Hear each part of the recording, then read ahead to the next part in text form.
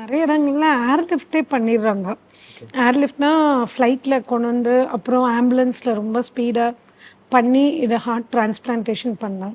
இது வந்து மெயினா யாருக்குன்னு பார்த்தீங்கன்னா, இருதயத்தோட ஃபங்ஷன் நார்மல் இருதய ஃபங்ஷன் வந்து பார்த்தீங்கன்னா, 55%க்கு மேல இருக்கணும். இப்ப 20% கீழ, 30% கீழ, இளைஞர்கள் முக்கியமா, ஹார்ட் ஃபங்ஷன் இம்ப்ரூவ்மெண்ட்டே ஆகல. அப்படிங்கிறவங்களுக்கு தான் நம்ம ஹார்ட் டிரான்ஸ்பிளான்ட் பண்ணணும். இன்னொன்னு முக்கியமா இதுல என்னன்னா, நெறைய மருந்துகள் வந்திருக்கு. முன்னாடினா நம்ம நெறைய பேர ஹார்ட் டிரான்ஸ்பிளான்ட் அனுப்புறோம். இப்ப வந்து அப்படி இல்ல. நெறைய பேருக்கு மருந்துகள் குடுத்து, இந்த இருதய ஃபங்ஷன் வந்து 30%லேருந்து கொஞ்சம் கொஞ்சமா கூட்டுறதுக்கான வாய்ப்புகளும் இருக்கு.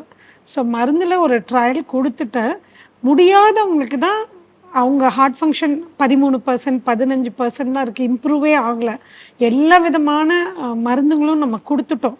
இருதய ஃபங்ஷன் இம்ப்ரூவிங் ட்ரக்ஸும் 6 மந்த்ஸ் மேல குடுத்து, இம்ப்ரூவ்மென்ட் இல்லாதவங்களுக்கு தான் நம்ம ஹார்ட் டிரான்ஸ்பிளான்ட் அனுப்புறோம்.